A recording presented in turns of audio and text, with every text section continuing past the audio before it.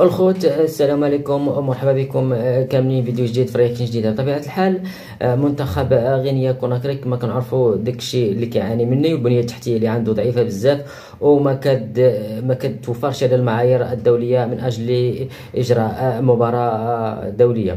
غينيا كوناكري بطبيعه الحال اختار المغرب كوجهه لاستضافه مباراته بطبيعه الحال امام المنتخب الجزائري. فيما يخص هذه المباراة الخوت، نشوفوا كيفاش وصلت البعثة الجزائرية إلى مدينة الدار البيضاء لإجراء هذه المقابلة اللي غادي تكون مصيرية للمنتخب الجزائري والتأهل بطبيعة الحال إلى نهائيات كأس أفريقيا اللي غادي تقام في المغرب. وكذلك كيعتبر بأن بالنسبة للمنتخب الجزائري بأن هذه المباراة كأنها في الديار ديالو وداخل أرضه، هو الذي سيستقبل غينيا كوناكري بتوفر الأجواء المناسبة بطبيعة الحال كأنما في الجزائر. ونشوف طريقة الوصول البعثة الجزائرية بطبيعة الحال، وكيفاش كان الاستقبال من طرف البعثة المغربية. 8 سبتمبر بعد الفوز الغير المقنع للمنتخب الوطني ضد بوتسوانا، الخضر سيطيرون يوم الأحد مساء. الخوت، هذا هو الملعب ديال محمد الخامس في الدار البيضاء اللي غادي يستضيف بطبيعه الحال مباراه ديال المنتخب الجزائري وغينيا كوناكري. هذا الملعب الخوت هو ملعب ديال الرجاء الرياضي البيضاوي والوداد الرياضي البيضاوي. هنا كيتلعب الدربي الاحسن، الدربي عربيا بطبيعه الحال. نشوفوا الطريقه اللي استقبل بها الوفد الجزائري. نشوفوا هانتوما كما كتشوفوا الخوت، هذه هي الطريقه اللي استقبل بها الوفد الجزائري. كما كتشوفوا الخوت، حراسه مشدده، راه ميمكنش حراسه على الحافله ديال المنتخب الجزائري، حراسه اللي هي مشدده بزاف وبزاف هنا باش تعرف بان حفاوه الاستقبال عند المغاربه والكرام ديالهم الخوت. حنا ما كنتعاملوش بالمثل، وانتم لكم الحكم. الجمهور الخوت ديال المنتخب الجزائري بالرايد ديالهم الجزائر وداكشي.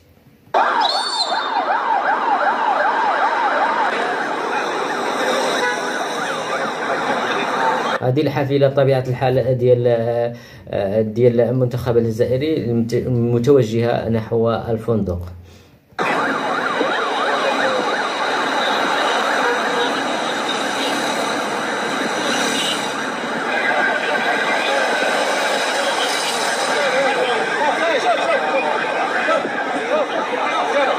الحراسه الخوت مشدده، راه بزاف اصاحب الحراسه اللي عاد المغرب اخوتي ما بزاف.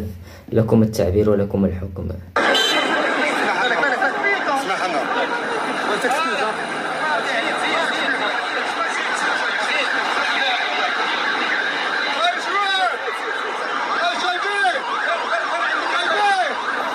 فرق الخوت بين الاستقبال ديال المملكه المغربيه للبعثه الجزائريه الخوت، وفرق بين استقبال البعثه الجزائريه لبعثه المنتخب المغربي في تصفيات الشان.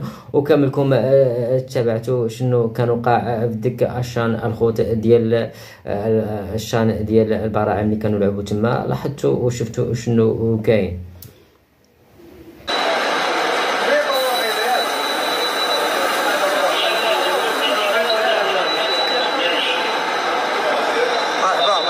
هنا اللحظة الخوت فين كانوا وصلوا للمطار بعثة المنتخب الجزائري.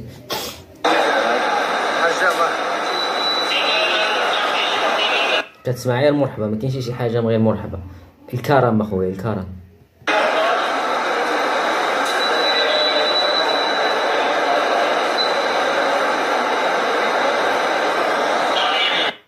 اخويا حنا شنقول لك بالنسبة للمغاربة، الله يحفظهم اخويا الله يحفظهم. احنا ما كنتعاملوش بالمثل، وهذا الشيء دائما كيقولوا لجلالة الملك. وبيكون في علمكم جلالة الملك منذ خلافات السياسية الكبيرة بين الدولتين المجاورتين بطبيعة الحال كما يعلمه الجميع بأن جلالة الملك دائما يقول خيرا في الدورة المجاورة. وهذا الشيء اللي قال الرسول عليه الصلاة والسلام، حسن التعامل مع الجار بطبيعة الحال.